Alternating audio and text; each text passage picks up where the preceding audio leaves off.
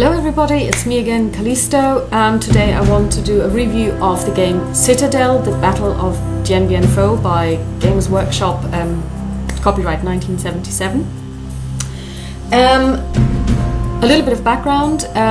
The French colonial forces who occupied what today is Vietnam, French Indochina back then, had a decisive tactical defeat in 1954 at the Battle of Dien Bien Phu, which led to the French colonial powers leaving Indochina and the creation of what we now today know as Vietnam.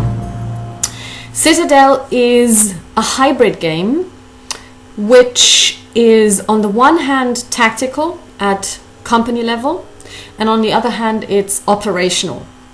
And I don't know if this was the intention or if it just happened that they wanted to add more and more features and then moved from a purely tactical game ending up with a hybrid game. The problem is, in so doing, they actually didn't manage to capture either the flavor of an operational game nor the flavor of a tactical game. So by trying to do both, they actually didn't manage either. And that basically sums up my feelings of the game.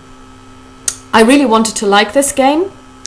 And I believe that one day I will go back to the game, but I will have to really alter the rules in order for me to say, okay, am I just following rules? Am I just going through the motions? Am I just rolling dice to follow the steps that are laid out in the very badly written rules?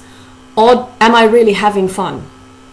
At the moment, I have to say that certain aspects of the mechanics, and I've said this in the 3 other videos that I've made about this game, I really like. I like the idea of vulnerability points, I like the idea of spotting, but I like the fact that if you were to play this against a real life opponent, there would be hardly any downtime, because during the whole turn, depending on who's the phasing player, the non-phasing player gets to do quite a lot. They get to do indirect fire, they get to do opportunity fire, so it's never boring. Never boring. However, there are a couple of things which also the errata try to change, the unofficial errata, which you can find on boardgamegeek.com. Some of the Viet Minh forces are really overpowered. Some of the stuff that apparently they tried to do in the original version, according to whoever wrote the errata, said wasn't really historically accurate, so they changed that and added more accuracy still, which led to more chrome and more complication. Now don't get me wrong, I have no problem with complicated rules and I have no problem learning rules, but at the end of the day, if I'm just following rules, but I'm not really having any fun and I'm just rolling dice, then I might just as well play Arkham Horror. I'll just give you a couple of examples. Vulnerability points are a really good idea. What they mean is that as you move, you may enter certain hexes, which mean that you become visible to your enemy. And in those hexes you have to pause, and then the enemy gets opportunity fire. Brilliant idea. However, there are some areas where, for example, if you move, every consecutive hex is a vulnerability point. So you move, you pause, you get fired upon. If you're very unlucky, you're eliminated or you're pinned, in which case your movement ends, or you're eliminated or taken off the board. But let's say you can keep moving. So next hex, you pause again. The enemy again can use opportunity fire. And if the enemy, and in my case I did this, actually puts their array in a very smart way, they get to fire at you every single hex. And that takes ages.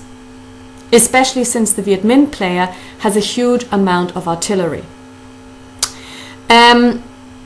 Also, different weapons get to fire in different phases on the same turn. So that means you fire in the opportunity phase and then you fire again in the indirect or direct phase, which again takes a long time to resolve. And they did put in this idea of, okay, well, certain certain weapons use certain amounts of ammunition, and you need to bring in supply, which is very nice. But then the downside to this is that the Viet Minh player gets a certain amount of supplies on every turn, and only certain types of weapons actually need supply. Others are constantly supplied, and the French have to bring in their supplies using air support, which is in theory a really brilliant idea, but again it leads to a lot of die rolling, because you have to decide how many planes of each type will be available. Of course, you have determined the weather first, because the weather will also influence whether you can fly in, and you know how likely it is that you're going to be able to drop the ammunition in the right place. Then you have to roll to see, does it actually fall within the reach of the French, or does it fall within the reach of the Viet Minh, who can then steal the weapons, and so on and so forth. And you also need to do some bookkeeping, because you need to know which type of artillery, and you've got 3 types of mortars, you've got 3 types of howitzers, and you have 1 type of 75mm recoilless rifle has fired, and how often. So you basically end up doing, okay, well, I fired this 155 mil, so here's a little you know, I'll just make a check mark, and then I start counting. So I don't understand why they didn't just say, okay, each weapon unit can only fire once per turn, and you have to make a decision, will it be direct, indirect, or opportunity fire, which means you don't have to discuss supply, because once a turn is fine. You just basically flip it over, or you put in a fired marker, or you could do it like you do it in GBOH, where you have low on ammo. So basically you fire once, then you're low on ammo, then you can fire twice on the same turn, but then that's it. And then you have to wait 1 turn, for example, to resupply, or something like that. You know, something to really make it easy, because the story and the narrative is actually really, really interesting. The Battle of Dien Bien Phu is very interesting. You have the Viet Minh coming down from the hills into the valley of Viet Minh, of Dien Bien Phu, and trying to sweep through the valley and taking all of the strongholds that the French have created on their run. And this would have been a really, really interesting game if they had moved away from the chrome. If they had said, okay, let's just, you know, be only partly realistic. Because there is so much realism and so many additional rules that you could play in order to capture the backstory. For example, that some of the pilots that they had weren't even French, they were American, and they had problems with them and they didn't want to cooperate, blah, blah, blah. Yeah, well, that's fair enough, but either you play an operational game, in which this, of course, needs to be modeled, or you play a tactical game. But as soon as you bring the two together, it feels like forensic accounting. So I would say it's a game that has potential. In its present form, it's not my type of game, and I'm also not quite sure if it achieved what they wanted it to achieve, because I think it's completely overchromed.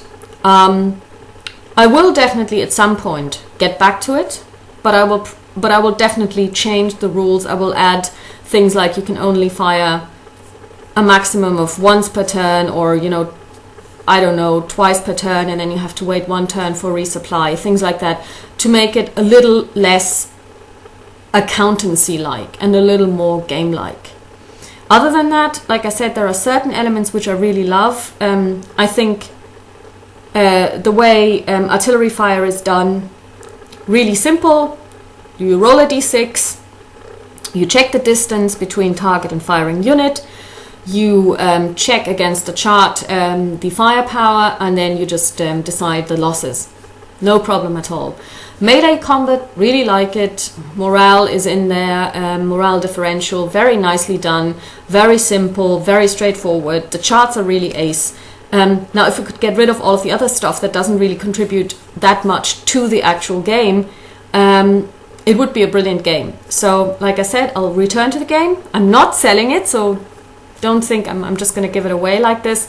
But at this moment in time, with the rules as they are, I'll have to go back to this, because at the moment I'll just have to give it a miss. I want to move through my Vietnam story. So my next game will be a completely tactical game. It will be Forgotten Heroes Vietnam. It's a lock and load squad level tactical game.